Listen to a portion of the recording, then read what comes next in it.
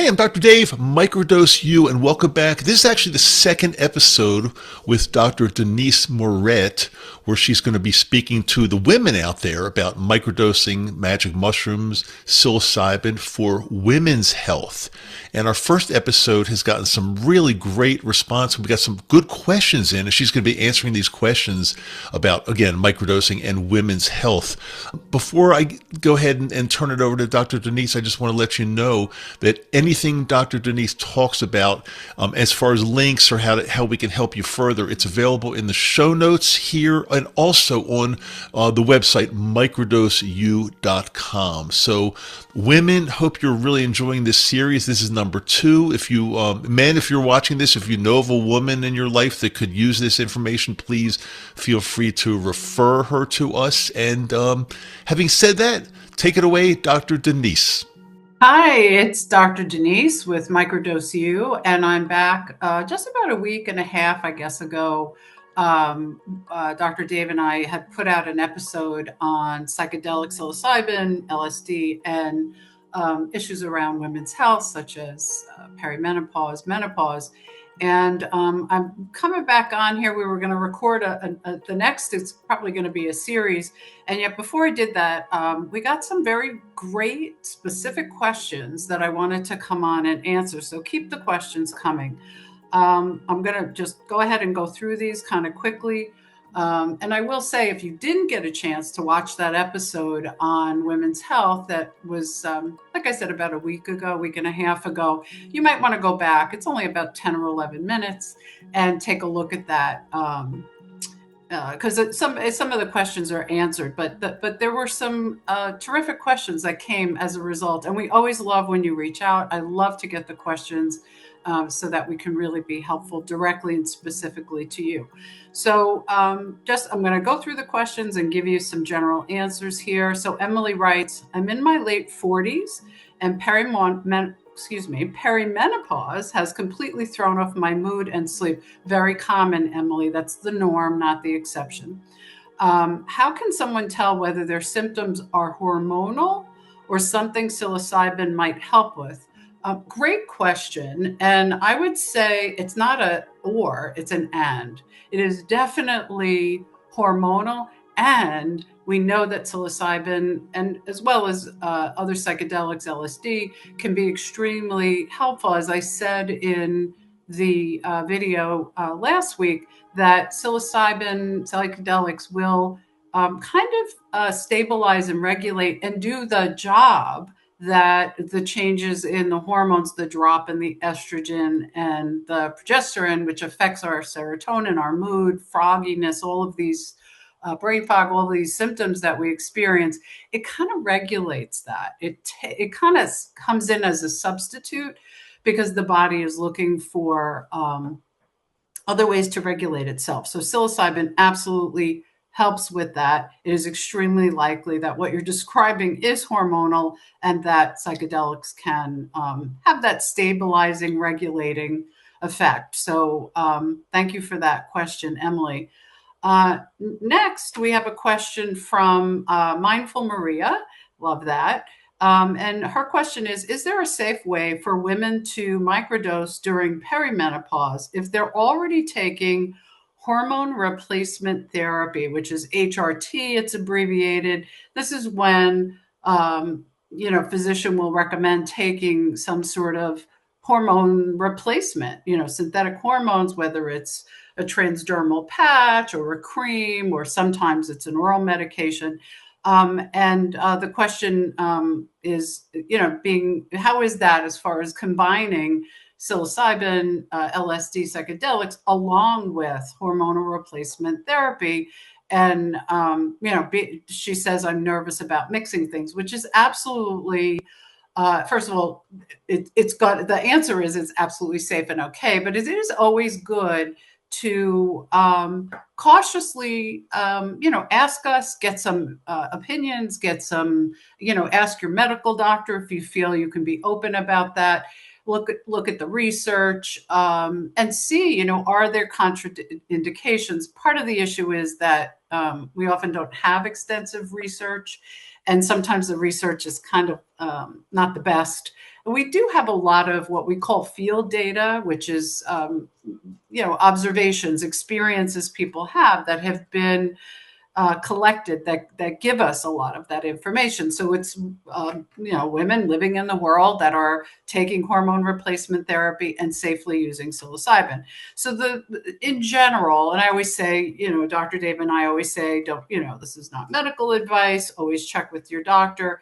And yet we do have some answers and there's some trends. So generally, it is extremely safe to to microdose psilocybin, psychedelics, LSD, while also taking hormone replacement therapy. I will say that many women will end up shifting away from the hormone replacement therapy because, as I've already said, the psilocybin psychedelics will kind of stabilize and take over.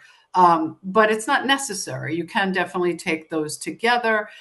The research has not shown any interactions, no cautions whatsoever. It is always good, like I said, to kind of check with the research, and your doctors check with us. And the reason that there does not seem to be an interaction is psychedelics work on a very different pathway than the hormone replacement therapies are working. Sometimes we can have sensitivities to things based on when we're dosing, what days, and the hormones, and whether it's a transdermal and oral, that can make somewhat of a difference, not in terms of an interaction, but we may have certain sensitivities with cyclical changes. But again, it's safe, and there should not be an issue.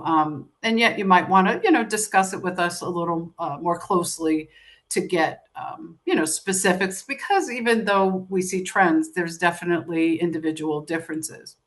Okay, moving along. Lee or Leah, I never know with that name, because I know Lees and Leahs and they spell it the same way. Her question: I feel my anxiety spikes more around my cycle. So this would be a menstrual cycle. Does psilocybin, so not perimenopause necessarily, although certainly menstrual cycles continue into menopause. So, both of these factors will kind of come into play. It gets a little tricky, but I'm going to answer the question from the menstrual cycle. So somebody that's not really dealing so much with perimenopause and menopause, we can definitely tweak and fine tune that if somebody's dealing with both. So again, the question: I feel like my anxiety spikes more around my cycle. Does psilocybin work differently depending on where a woman is and her hormonal fluctuations? Absolutely. There's definitely a noticeable effect. And in fact, I had just written up a little chart about for a menstrual cycle, not perimenopause, menopause, or postmenopause, a menstruating woman, that there are trends within the cycle. There's definitely fluctuations. It's going to sound a little different than what I've said about the stabilizing effect of perimenopause and menopause, particularly in the video that I that we released last week. So it's going to sound a little different because things are different in a menstrual cycle. So I'm just going to quickly go through this briefly, and reach out if you want more clarification. So we're going to count the menstrual cycle. Day 1 to day 5 is the menstrual beginning part of the cycle. And this is when estrogen and progesterone are lower. And those are the days, this is where it might sound opposite. Those are kind of the days in general that I often recommend people do a lower microdose than they typically do, or that be their off days. It's a good time to kind of just lower things a little bit. So that would be days 1 through 5. That's the menstrual part of the cycle. The next, days 6 through 13, which are called the follicular, you have a rise in estrogen, and that there's more energy. There's more, sometimes women feel that's their best creative focus. This can be actually the ideal time to take your normal highest microdose. So if you're microdosing 100, 150, that's and that's your ideal dose. Those days 6 through 13 are going to be the ideal time to do that dose. Then days 14 through 16 are the ovulation. That's peak estrogen, high fertility. And that is a time when microdosing also fine. And it can just help us with, our energy at that time and our kind of collaborative confidence, all that social sort of interaction. The last part, and this is, specific to, Leah's question, the last phase, which is days 17 through 28, that is when progesterone rises. The mood may fluctuate and feel, women will call that like PMS symptoms at that particular time.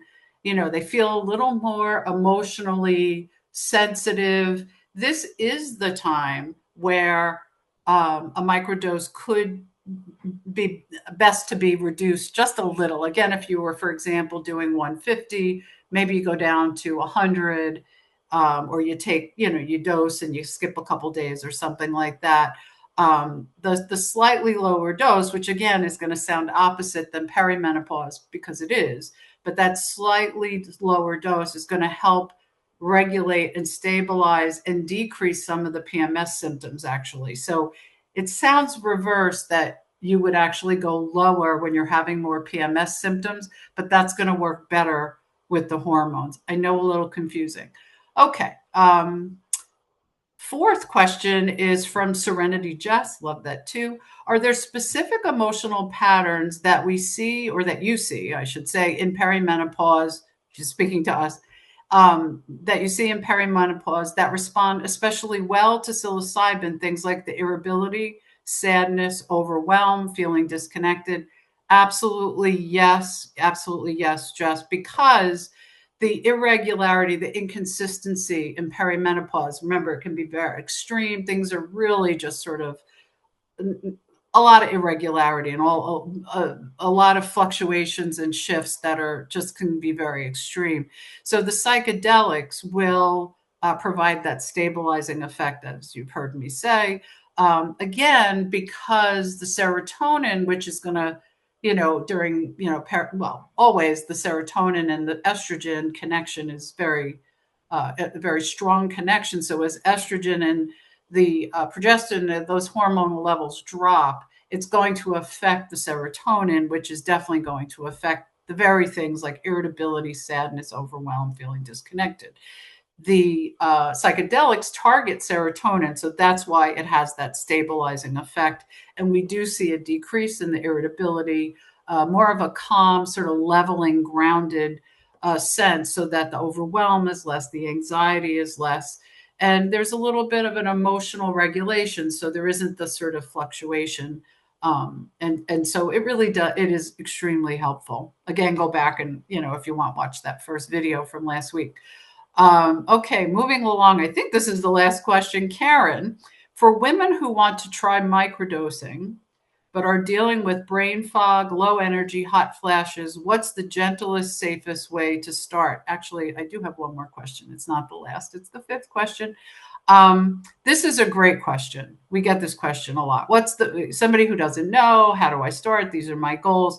I would say always it's great to go on, Microdose U. There's, through the social media, Facebook, microdoseu.com website.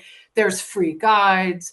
There's the beginner's guide. There's all kinds of free, like the 5 weeks of starting. And then there's the several beginner's guides to microdosing. And Dr. Dave does a new one pretty much every year. So you can go back through them, search the show notes, search the shows, and look for the most recent beginner's guide, which, like I said, every year he releases another one, or reach out to us. And certainly if you're not on the Patreon channel, you join for a small fee. There's the Patreon, and then you'll be in that group and WhatsApp, and we have live meetings, and you can certainly get a lot of your questions answered. All right. And I said there was one more question, but actually there were two. So the last question, I promise it's the last one, is from Memphis Mom. I've been microdosing on my own for a few months, but I feel like I'm guessing with everything. Very common. I'm not sure if my dose is right or if I'm processing things in a healthy way. Do you and Dr. Dave ever work with people privately to guide them through this one-on-one, especially for women dealing with perimenopause, anxiety, and emotional swings? Absolutely, very common. And we as I've said, certainly join Patreon, reach out to us, go on Microdose U. If you're looking to work one-on-one specifically to answer this question, I appreciate that. We do work directly with you, and I will work directly with you. Go on the microdoseu.com website, click on coaching. There's a drop-down menu, click on coaching. That should be a button to, click on to fill out a form. It's very brief.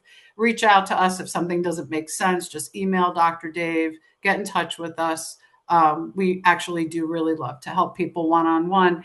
And the benefit of the one-on-one is that, because even though there were trends, particularly with these psychedelic medicines, there's going to be a lot of factors that may be slightly different than the trends that we see. And then if you throw in all the factors and the fluctuations of perimenopause, menopause, things settle down a little bit, postmenopause, but still there's so many different changes. We really can dial that in. So you can do a consultation, you can do a package of consultations. We have a program. We really will also tailor it to meet you specifically. So great questions. Keep them coming. We will continue to do more in the series on women's health, not just perimenopause, but other issues as well. Reach out to us anytime, and we are always here for you. So thanks very much, and thanks, Dr. Dave, for having me on here, and thank you all on Microdose U for sending in the questions. Appreciate it very much.